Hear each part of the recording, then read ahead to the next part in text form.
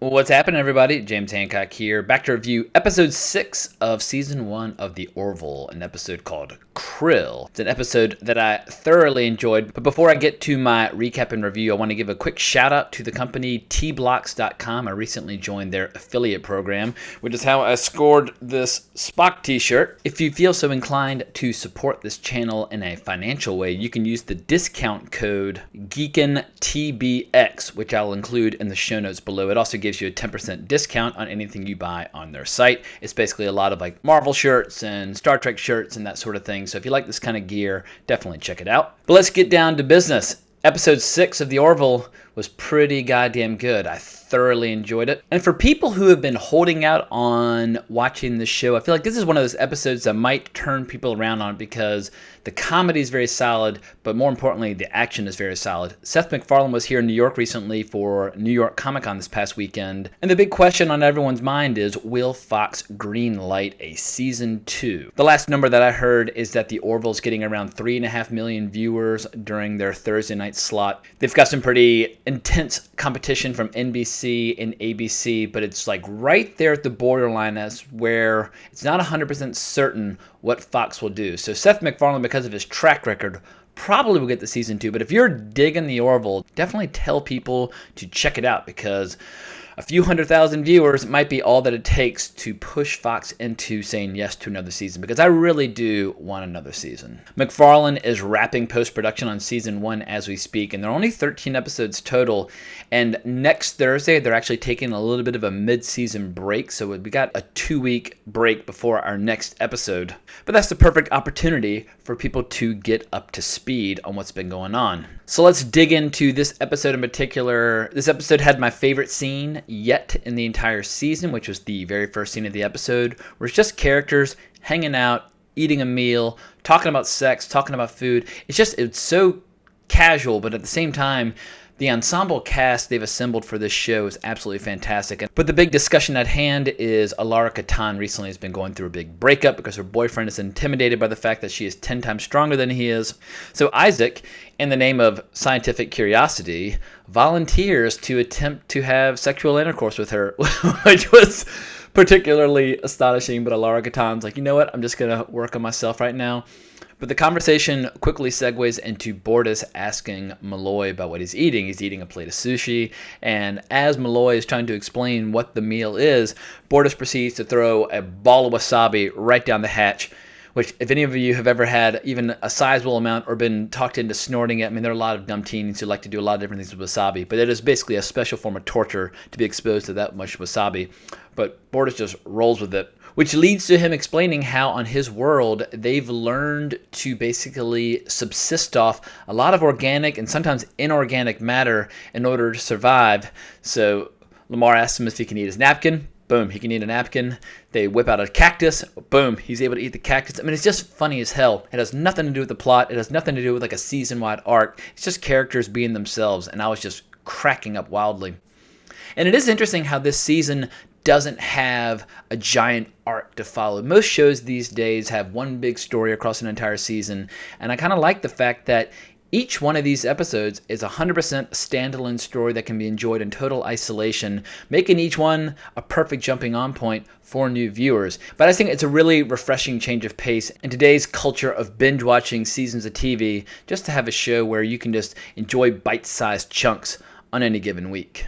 So while I wouldn't say this episode was necessarily tense or gripping, it definitely was probably the most exciting episode. The Orville takes on a Krill ship that's attacking a colony of farmers, and it's a pretty badass scene where you see Mercer and his crew showing some amazing teamwork as they basically trick the Krill ship into following them down into the atmosphere and then pulling a move to create a smokescreen and then allowing Bortus to dump all their arsenal fully at once, taking out the ship. And it's just really exciting stuff. I love seeing tactical combat like that. But as always, to the victor go the spoils, and they find basically a Krill shuttle, and they come up with this idea that basically they can use this shuttle for a brief shining moment before the Krill realize that the shuttle is in Union hands, and use this shuttle to sneak aboard a giant Krill ship and try to steal their Bible. Before they can defeat their enemy or make peace with their enemy, they have to understand their enemy, and the Krill take their religion very seriously, as well as their position in the universe over all other living creatures because of their certainty in their god Avis. And so Mercer and Malloy are assigned the task of going undercover as Krill,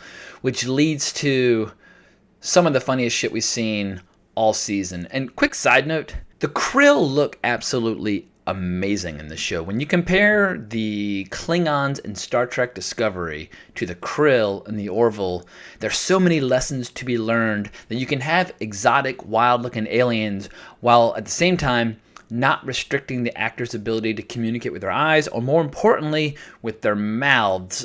I love Star Trek Discovery. I'm really into it. However, I'm getting a little tired of hearing the Klingons speak as if they have 10 pounds worth of prosthetic like inside their mouths. Like they're all kind of like they're really struggling to speak. It's like, take whatever is interfering with the actor's ability to express themselves and remove it, because performance is everything. These are shows. This is entertainment, and actors need to be able to express themselves. And the Krill makeup in this episode looks incredible, but never at any point are you confused as to who Malloy or Mercer are. You can totally identify them by their eyes, and it leads to just some of the most astonishing comedy of the season, watching their reactions to Krill culture, like repeatedly stabbing a human head during a religious ceremony.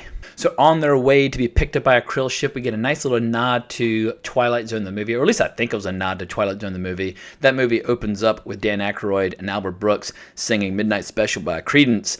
And we get a great scene with Malloy rocking out to Creedence as they approach this giant Krill ship. But they do a pretty good job of mingling with the Krill crew and studying their religion and their culture, and basically, as Malloy says, trying to make basically Xerox copies of the Krill Bible. But the plot thickens when they realize that the Krill have a giant bomb on board that emits a ton of radiation that keeps interfering with their holographic disguises, but the bomb is going to be used to wipe out hundreds of thousands of people in this farming colony. So Mercer and Malloy decide they're going to stop this bomb attack. Problem is, they've made a few friends on board, particularly with a school full of cadets and children who are studying how to be Krill soldiers. The last 10 or 20 minutes of this episode is easily the best action we've seen so far, because they realize that the Krill are vulnerable to sunlight, so they come up with this plan where they're going to basically cook the entire ship with ultraviolet rays while at the same time trying to protect the children. But somehow they still manage to hang onto the comedy all at once. At one point, Malloy gets stabbed in the leg and they're twisting the knife, and he's like, "Oh, that's my new leg," which is obviously a nod to how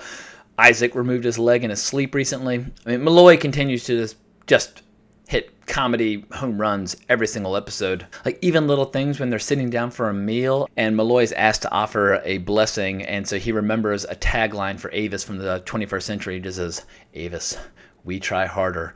And obviously, it doesn't make any sense that somebody in this time would be so completely preoccupied and obsessed with pop culture and commercial references from our time and place, but it fucking works. I just love every second of it. But what was crazy is that this episode ended with some pretty horrific violence that I did not expect. I thought they were just going to kind of cook and incapacitate the Krill, but they cook them all the way like proper space vampire hunters, and I was genuinely shocked by just how charred they became. And then Malloy gets a badass hero moment as he shoots the bomb out of the sky. So that was very satisfying. And the episode, I think, ends on the best message / cliffhanger of any episode so far, because when Mercer and Malloy bring the trainees and their one adult Krill friend on board, we get this great ominous scene where basically she's trying to understand why she and the trainees were preserved. And Mercer says, "Well, these are children, they're not my enemies, and they have their whole lives in front of them." And she reminds them, "Look, after watching you kill their entire crew, they're all going to be your enemies, whether you like it or not."